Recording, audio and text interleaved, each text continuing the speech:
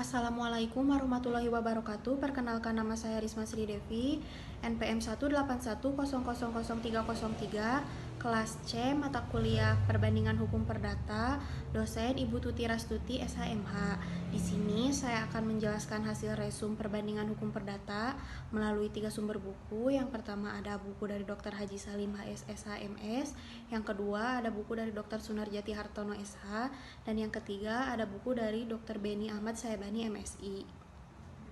Pengertian perbandingan hukum perdata menurut buku Dr. Haji Salim, perbandingan hukum perdata merupakan metode atau cara untuk mengetahui perbedaan dan persamaan dari ketentuan-ketentuan hukum perdata yang berlaku di dalam suatu negara atau antara sistem hukum perdata antara negara yang satu dengan negara yang lainnya. Dalam literatur nasional maupun internasional tidak ditemukan pengertian perbandingan hukum perdata, tetapi yang ada adalah pengertian tentang hukum komparatif, yaitu sebuah perbandingan sistem hukum di dunia yang dibandingkannya yaitu perbedaan dan persamaan dari sistem hukum tersebut. Sedangkan menurut Dr. Sunarjati Hartono, perbandingan hukum adalah suatu metode penyelidikan akan suatu cabang ilmu hukum sebagaimana seringkali menjadi anggapan semata orang. Metode yang dipakai adalah membanding-bandingkan salah satu lembaga hukum dari sistem hukum yang satu dengan lembaga hukum yang kurang lebih sama dari sistem hukum yang lain. Dengan membanding-bandingkan itu, maka dapat menemukan unsur-unsur persamaan juga unsur-unsur perbedaan dari kedua sistem hukum itu. Sedangkan pengertian menurut Dr. Beni Ahmad Saebani tidak jauh berbeda dengan pengertian dari buku Dr. Haji Salim karena mereka memiliki kemiripan, yaitu secara spesifik dalam berbagai literatur pengertian perbandingan hukum tidak disebutkan secara khusus. Literatur nasional ataupun literatur internasional tidak memberikan pengertian khusus terhadap perbandingan hukum perdata selain hanya menyebutkan pengertian hukum komparatif. Hal ini disebabkan istilah perbandingan hukum perdata sering disebut juga dengan hukum komparatif atau comparative law. Menurut manfaat perbandingan hukum, dilihat dari buku Dr. Haji Salim dan Dr. Beni, keduanya memiliki manfaat perbandingan hukum perdata yang sama, meliputi pertama, manfaat teoritis, mempelajari perbandingan hukum perdata, yaitu yang pertama penting dalam kerangka pengembangan mata kuliah perbandingan hukum perdata itu sendiri. Yang kedua, penting dalam kerangka proses pembelajaran dalam mata kuliah perbandingan hukum perdata, karena selama proses pembelajaran hanya membandingkan sistem hukum yang berlaku di Indonesia saja, seperti perbandingan hukum perdata dengan hukum Islam dan hukum adat. Yang ketiga, penting dalam rangka menganalisis perbedaan dan persamaan hukum kontrak dan hukum perkawinan yang berlaku di negara lain. Manfaat yang kedua yaitu manfaat praktis, merupakan kegunaan, faedah atau keuntungan yang berkaitan praktik. Praktik yaitu berkaitan dengan pelaksanaan secara nyata teori-teori yang ada, meliputi yang pertama, penting dalam rangka penyusunan rancangan kitab undang-undang hukum perdata nasional, karena selama ini hukum perdata yang berlaku di Indonesia masih merupakan produk pemerintah Hindia Belanda. Dengan adanya perbandingan ini dapat dijadikan bahan rujukan dalam penyusunan rancangan KUH Perdata Nasional. Dan yang kedua, penting dalam kerangka proses penemuan dan penerapan hukum oleh hakim di dalam putusannya. Dilihat dari kegunaan atau fungsi perbandingan hukum perdata, menurut buku Dr. Haji Salim, perbandingan hukum perdata merupakan salah satu objek kajian yang sangat penting, di mana objek ini memiliki kegunaan atau fungsi, yaitu menurut Peter de Kraus, fungsi dan tujuan hukum komparatif yang meliputi satu, hukum komparatif sebagai disiplin akademis, yang kedua, hukum komparatif sebagai bantuan bagi legislasi dan perbuatan hukum, yang ketiga, hukum komparatif sebagai perangkat konstruksi, yang keempat, hukum komparatif sebagai sarana untuk memahami peraturan hukum, dan yang kelima, hukum komparatif sebagai kontribusi bagi penyatuan sistematik dan harmonisasi hukum. Dalam buku Dr. Sunarjati Hartono, fungsi perbandingan yang pertama yaitu fungsi perbandingan hukum bagi pengembangan ilmu hukum Indonesia. Bagi dunia pengembangan ilmu hukum, metode penelitian perbandingan hukum ini sangat bermanfaat. Oleh karena itu, metode ini akan menunjukkan kepada orang yang menggunakannya bahwa setiap sistem-sistem hukum yang berada tidak hanya menunjukkan kaidah-kaidah hukum, asas-asas hukum, serta pranata-pranata hukum yang berbeda. Akan tetapi, seringkali dua sistem hukum yang sama sekali tidak menunjukkan hubungan atau pertemuan historis, bagaimanapun juga masih dapat memperlihatkan persamaan-persamaan dalam konsep-konsep hukum atau asas-asas hukumnya. Fungsi yang kedua yaitu fungsi perbandingan hukum bagi praktek dan pembinaan hukum.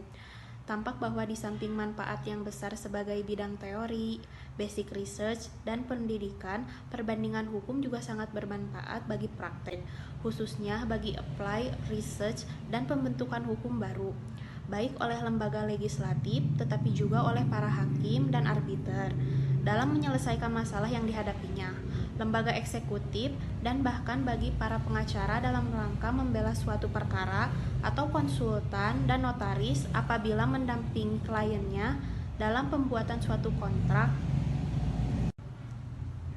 Dilihat dari ruang lingkup perbandingan hukum perdata, menurut buku Dr. Benny, dalam perbandingan hukum perdata terdapat ruang lingkup yang menjadi kajiannya, yaitu sebagai berikut. Yang pertama, pengertian dasar mengenai perbandingan hukum perdata yang mencakup dari segala segi perbandingan hukum perdata. Yang kedua, perbandingan hukum perdata hanya membanding-bandingkan sistem hukum berbagai negara, misalnya membandingkan antara sistem hukum Eropa kontinental dengan sistem hukum Anglo-Saxon atau sistem hukum Inggris. Yang ketiga, membandingkan hukum perdata secara khusus, hanya membanding-bandingkan lembaga hukum negara yang satu dengan yang lainnya, misalnya lembaga hukum perkawinan di negara Inggris dengan lembaga perkawinan Jerman. Contoh lain yaitu perkawinan adat Bali dengan perkawinan adat Sunda dan lainnya. Lalu ruang lingkup perbandingan hukum perdata dibagi menjadi dua, yaitu pertama, kajian terhadap perbandingan hukum perdata yang berlaku antar suatu negara. Yang kedua, kajian terhadap perbandingan hukum perdata yang berlaku antar negara yang satu dengan yang lainnya. Demikian, ruang lingkup perbandingan hukum perdata mencakup bidang keperdataan yang bersifat privat antar golongan yang membidangi kepentingan pribadi yang dilindungi oleh lembaga negara dalam suatu pemerintahan dengan sistem hukumnya yang setiap negara memiliki sistem hukum berbeda-beda, khususnya sistem hukum perdata. Dilihat dari perbandingan hukum perdata sebagai metode atau ilmu. Menurut buku Dr. Sunarjati Hartono, perbandingan hukum sebagai metode dan sebagai ilmu.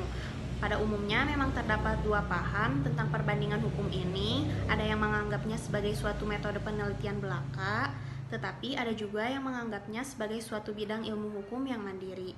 Di samping itu, perbandingan hukum juga dapat dipandang sebagai suatu metode pendidikan hukum. Oleh karena itu, melalui metode pendidikan perbandingan hukum, kita bisa lebih mudah menjelaskan kepada para mahasiswa. Dengan demikian, maka perbandingan hukum sekaligus merupakan metode penelitian dan disiplin hukum.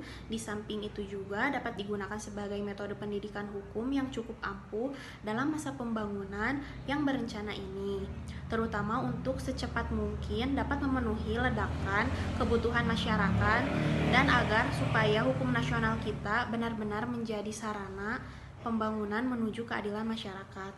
Sedangkan menurut buku Dr. Salim, sesuai dalam pengertiannya merupakan metode atau cara untuk mengetahui perbedaan dan persamaan dari ketentuan-ketentuan hukum perdata yang berlaku di dalam suatu negara atau antara sistem hukum perdata antara negara yang satu dengan negara yang lainnya. Dilihat dari perbedaan sistem Anglo-Saxon atau Common Law dan Eropa kontinental atau Civil Law, menurut buku Dr. Haji Salim, perbedaannya yaitu ada 4 hal yang menjadi fokus kajian Kasla Pejovic dalam menganalisis perbedaan antara sistem Civil Law dan Common Law. Keempat hal itu meliputi perbedaan dari yang pertama sumber hukumnya, yang kedua metode berpikirnya, yang ketiga tugas pengadilan, yang keempat kekuatan mengikat putusan. Dalam civil law, sumber hukum yang utama yaitu kode atau undang-undang. Pengadilan hanya menerapkan kode dan undang-undang tersebut dan kasus hukum merupakan sumber hukum sekunder. Civil law dipengaruhi oleh teori pemisahan kekuasaan di mana legislator berperan membuat undang-undang, sedangkan pengadilan menerapkan hukum. Sumber hukum yang utamanya dalam common law yaitu hukum yang diciptakan oleh pengadilan. Perbedaan dan persamaan berakhirnya kontrak menurut hukum Amerika dan Indonesia. Menurut buku Dr. Haji Salim, berakhirnya kontrak yang berbeda antara hukum Amerika dengan hukum Indonesia cukup banyak. Hal ini dapat dilihat pada kajian berikut. Berakhirnya kontrak yang berada dalam hukum Amerika meliputi yang pertama, complete performance, yang kedua, substitute contract, yang ketiga, accord and satisfaction, yang keempat, and account stage, yang kelima, avoidance of duties in a avoidable contract. Yang keenam, illegality. Yang ketujuh, bankruptcy. Yang kedelapan, traction of paper tender. Yang sembilan, occurrence of a condition subsequent. Yang 10, breach by the other party. Yang ke-11, impracticability and frustration of purpose. Yang ke-12, yang terakhir yaitu failure of consideration. Persamaan dan perbedaan berakhirnya kontrak menurut hukum Inggris dan Indonesia. Di dalam buku Dr. Haji Salim, ada hal-hal yang berbeda dalam hukum Inggris meliputi discharging by agreement, yang kedua discharging by frustration, yang ketiga discharging by breach. Yang pertama, discharge by agreement, yaitu berakhirnya perjanjian yang telah dibuat oleh para pihak, di mana kedua belah pihak telah menyetujui untuk mengakhiri kontrak yang telah dibuatnya.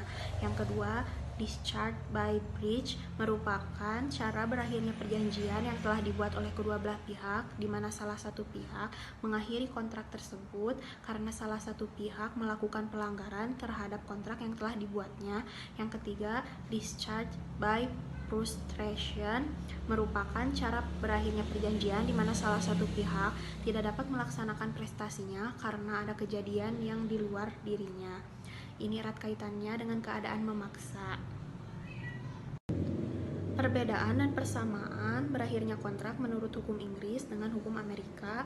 Menurut buku Dr. Haji Salim, cara berakhirnya kontrak dalam hukum Amerika berjumlah 13 cara, sedangkan dalam hukum Inggris berjumlah 4 cara berakhirnya kontrak.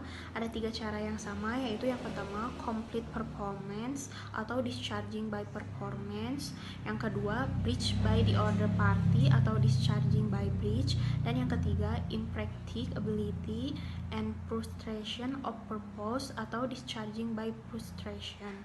Perbedaan berakhirnya kontrak antara hukum Amerika dengan hukum Inggris cukup banyak. Yang berakhirnya kontrak menurut hukum Amerika meliputi yang pertama, rescission of the contract, yang kedua, substitute contract, yang ketiga, accord and satisfaction, yang keempat, novation, yang kelima, an account stage, yang keenam, avoidance of duties in avoidable contract, yang ketujuh, illegality, yang kedelapan, rejection of proper tender, yang kesembilan, occurrence of a condition subsequent, yang kesepuluh, failure of consideration. Perbedaan dan persamaan berakhirnya kontrak menurut hukum Amerika dengan Rusia. Menurut buku Dr. Haji Salim, cara berakhirnya kontrak di Amerika ada 13 cara, yaitu rescission of the contract, substitute contract, accord and satisfaction, novation, and account state, avoidance of duties in avoidable contract, illegality, rejection of proper tender, occurrence of a condition subsequent, failure of consideration. Sedangkan yang membedakan dengan Rusia adalah the offset indication of the claim merger, termination of the obligation, periods of the impossibility to discharge, termination of the obligation on the grounds of an act issued by the state body, termination of the obligation with the citizen debt, and termination of the obligation with the liquidation of the legal entity. Perbedaan dan persamaan berakhirnya kontrak menurut hukum Inggris dengan Rusia. Menurut buku Dr. Haji Salim, perbedaan berakhirnya kontrak hukum Inggris dengan hukum Rusia cukup banyak. Yang berbeda berakhirnya kontrak menurut hukum Inggris yaitu discharging by agreement, discharging by frustration, dan discharging by breach. Sedangkan berakhirnya kontrak dalam hukum Rusia yaitu accord and satisfaction, the offset indication of the claim, merger, termination of the obligation because of the impossibility to discharge, termination of the obligation on the grounds of an act issued by the state body, termination of obligation with the citizen debt, dan yang terakhir termination of the obligation with the liquidation of the legal entity.